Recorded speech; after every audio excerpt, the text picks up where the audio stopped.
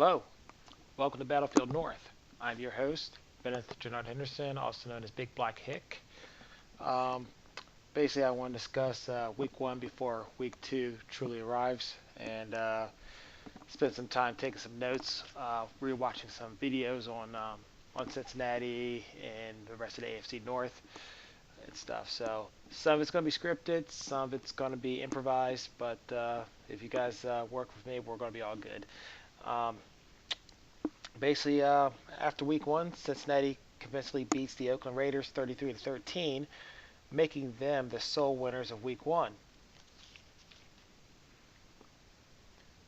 This leaves a lot of footage for the Baltimore Ravens to study, including their own roster and footage of their opening loss to Denver, which I'm still seethingly upset about. After watching the Ravens Broncos game, a few questions came to mind. First question was, what was the game plan?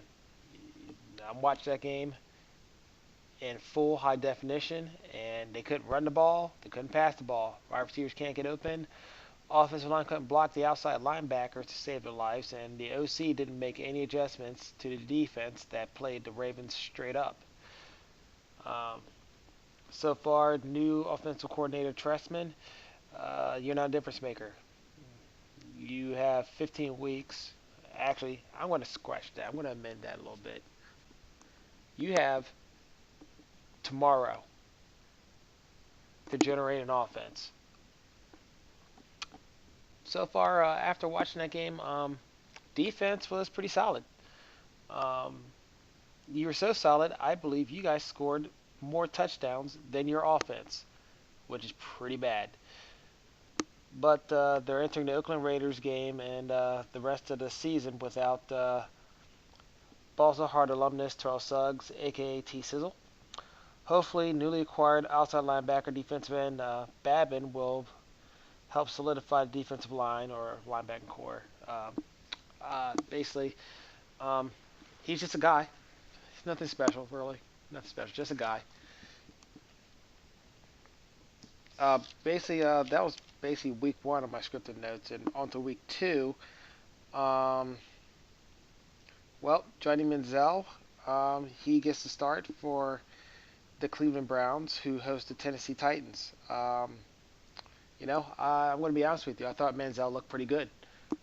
He wasn't great, but he looked better than what I saw last year. He just looks more improved. He looks like he knows what to do now. Um, the San Diego Chargers will be visiting the jungle in Cincinnati. I think this could be a first true test for the Cincinnati Bengals because compared to the Raiders, they're going to be facing a much more superior competition with Phillip Rivers and Floyd and all those boys. The 49ers, whoever is paroled from there, they're going to be visiting Steel Curtain up in Pittsburgh.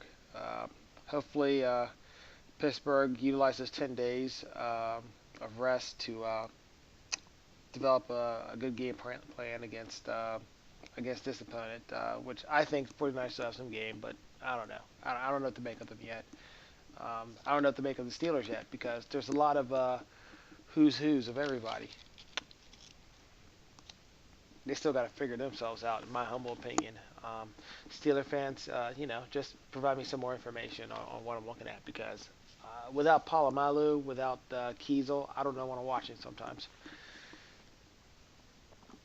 Um, as you already know, Baltimore visits the black hole in Oakland, and Tressman, right now you got to redeem yourself, and I'll be glad to help you out. I saw the tape of the Raiders game, and basically the Raiders do not have a safety that really scares you. Now on the other side, we don't have a wide receiver that scares them. Um, so I'm thinking just send the tight ends deep on deep crossing routes. I think that'll be pretty key. I think you got to attack the safeties. You got to attack deep. I'm thinking. Um, they have a defensive end outside linebacker named Khalil Mack, who's in his second year. He was a first round pick. I think the dude is pretty good. Um, and I can't wait to really watch him for the first time. Um, the thing about it is he's fast, and I don't think our outside tackles can handle speed rushers. So you're going to have to run right at him or use an extra man to help chip in protection during the passing game. Defensively, the Ravens need to stop the running back Murray. Um, I read some of the game log and watched a couple footage. Murray, for the most part, is the focal point of their offense, and for the most part, their offense is pretty predictable. When they're under center, they generally run the ball. When they're in shotgun, they generally pass the ball. Um, they, for the most part, they don't really do anything to trick you, and I guess that's pretty much good, for a young quarterback to just learn the basics, I guess. Which the news reports are saying that Carr is going to start.